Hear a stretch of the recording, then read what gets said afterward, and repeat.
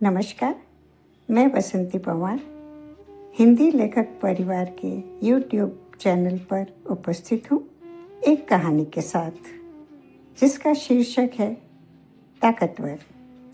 लेखिका हैं अर्चना त्यागी। रचनाकार अर्चना त्यागी पिछले 6 वर्षों से लेखन में सक्रिय हैं। उनकी 6 पुस्तकें प्रकाशित हो चुकी हैं। तीसरा मोड़ जिस कथा संग्रह से यह कहानी ली गई है उसकी भूमिका मैंने ही लिखी है। आज प्रस्तुत कर रही हूँ तीसरा मोड़ से एक कहानी जिसका शीर्षक है ताकतवर, जो महिला सशक्तिकरण को दर्शाती एक सामाजिक कहानी है। सुनिए। शादी के बाद एक बच्चे के जन्म के साथ ही सीमा को एक और भी तोहफा मिला। वह था पुलिस में उनकी नियुक्ति। वह नियुक्ति नहीं चाहती थी, लेकिन उसकी सास ने पोते को पालने की पूरी जिम्मेदारी अपने कंधों पर ले ली। पति भी दुकान चलाते थे, माँ की मदद तो करते ही थे।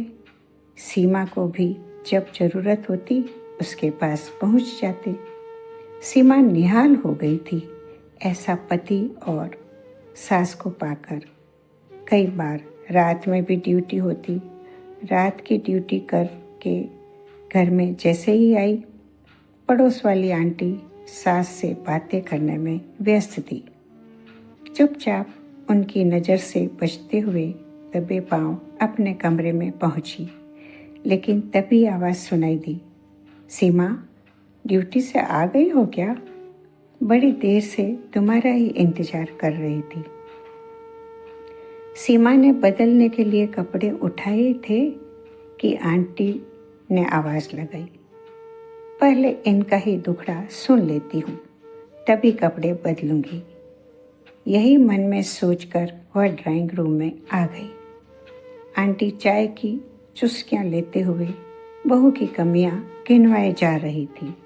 सीमा को देखते ही उन्होंने चाय का कप मेज पर रख दिया और सीमा को बताने लगी, बेटी, मेरी ऐसी किस्मत नहीं कि तुम्हारे जैसी बहू मिल पाती, वरना मेरा बेटा तो इंजीनियर है, बढ़िया नौकरी भी करता है। सीमा ने बात को खत्म करते हुए उनसे पूछा, अब क्या किया है अंजलि भाभी ने? बहू के लिए ऐसा संबोधन सुनकर आंटी लगभग तिलमिला उठी। करने को अब बचा ही क्या है? पूरे परिवार की नाक में दम कर रखा है उस कलमुही ने। समझ में नहीं आता कैसे छुटकारा पाऊं। लड़ेगी भिड़ेगी और फिर से घर में ही रहेगी, टलती ही नहीं। भैया क्या कहते हैं? आपने उनसे पूछा कभी? सीमा ने एक और सवाल किया। भैया क्या कहेगा? वह खुद इतना परेशान है, उसने हमारे ऊपर सब छोड़ दिया है। सीमा, हम इससे छुटकारा चाहते हैं बस, आंटी का 2 टूक जवाब था। तो फिर तलाक लेना सही रहेगा आंटी। देखो, भाभी के माँ बाप भी नहीं हैं, उनकी नौकरी भी नहीं है। तलाक होगा तो उन्हें गुजर बसर के लिए कुछ तो मिलेगा। सीमा की बात सुनकर तिड़क पड़ी आंटी। तुमसे मैं सलाह लेने आई हूँ सीमा, अंजलि नहीं। सब कुछ हम कर लेते अगर वो बांझ नहीं होती तो।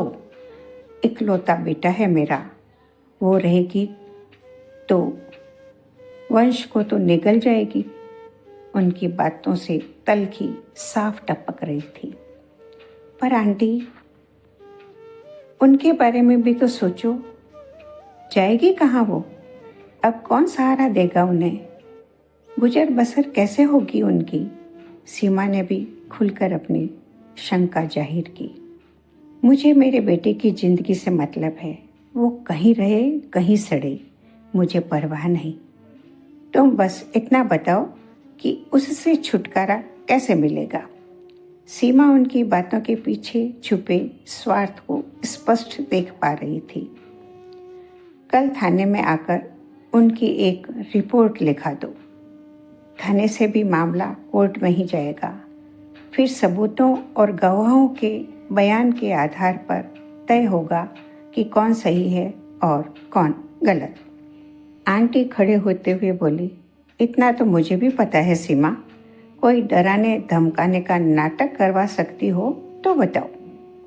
आंटी, मैं पुलिस वाली हूँ, कोई गुंडों की सरदार नहीं हूँ। वर्दी की सीमा में जो आता है वही बता सकती हूँ। अब तो आंटी उठकर घर के बाहर ही आ गई। पुलिस की वर्दी क्या पहन ली, खुद को जज समझने लगी है।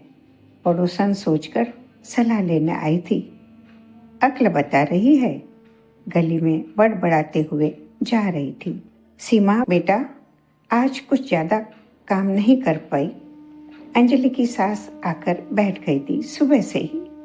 पूजा करके चाय भी अभी तक नहीं पी। सास ने चाय बनाते हुए रसोई से ही कहा, कोई बात नहीं माँ, मैं आ गई हूँ ना, अब सब काम हो जाएगा। आप नाश्ता करके थोड़ा आराम कर लेना। सीमा बाथरूम में जाते हुए बोली। वह जानती थी कि सास के कारण ही उसकी नौकरी चल रही है। जिस दिन रात की ड्यूटी होती है, सास ही सब संभालती थी। बेटे पुरु को स्कूल भेजने से लेकर घर की सफाई और नाश्ता बनाने तक उनके पास समय नहीं होता था दूसरी औरतों की तरह मोहल्ले में घूम घूम कर बहू की बुराई करते फिरने का।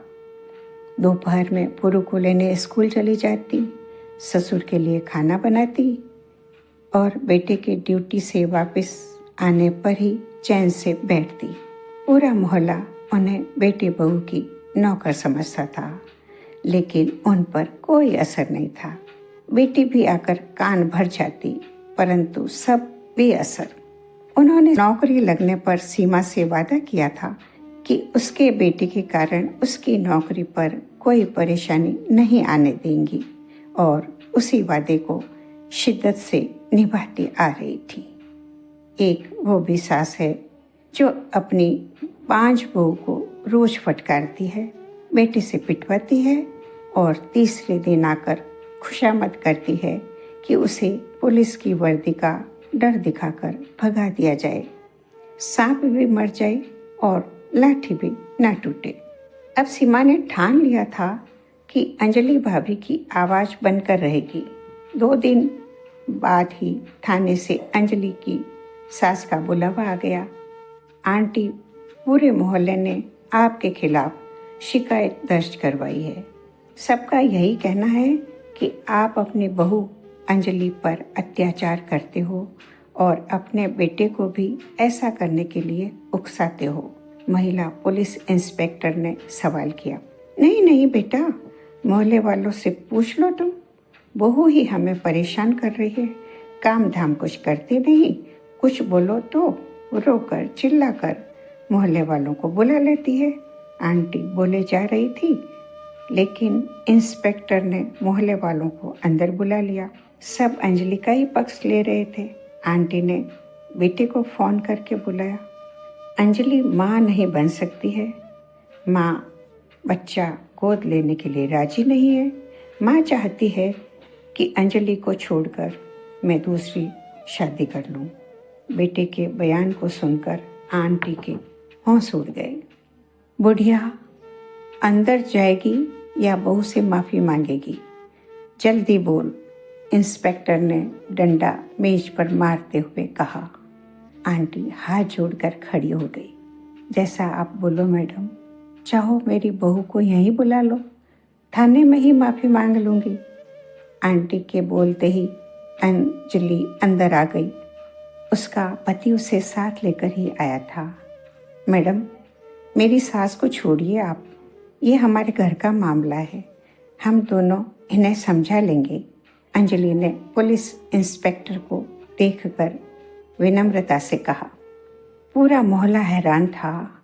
इतनी यातनाओं के बाद भी अंजलि अपने परिवार के साथ खड़ी थी, अपनी सास का ही पक्ष ले रही थी। आंटी आज फिर घर आई थी, बस यही कहने कि अच्छा हुआ उसकी बहू पुलिस वाली नहीं है, वरना उस महिला इंस्पेक्टर की तरह होती। सीमा अपनी सास की ओर देखकर मुस्कुरा दी। आज आंटी ने कोई शिकायत नहीं की। सीमा की ताकत का उन्हें अंदाजा हो गया था। बदले हुए समय का भी उन्हें भान हो गया था। सीमा बेटा, तुम्हारा धन्यवाद कहने आई थी। डॉक्टर ने कहा है कि आज के ज़माने में सब कुछ संभव है। हमारे घर भी बच्चा आएगा। अंजलि आज टेस्ट करवाने गई है, बस यही बताने आई थी। सीमा ने तुरंत जोर से कहा, बधाई हो आंटी, मैं ज़रूर अंजलि से मिलने आऊँगी। नगीना है आपकी बहू, उसका ख्याल रखना। तो मित्रों, उम्मीद करती हूँ ये कहानी आपको बहुत पसंद आई होगी। तो चैनल को सब्सक्राइब, लाइक, कमेंट, शेयर करना न भूलें। नमस्कार, धन्यवाद। अगर आपको रचना पसंद आती है तो लाइक्स और कमेंट्स ज़रूर करें और शेयर कीजिए।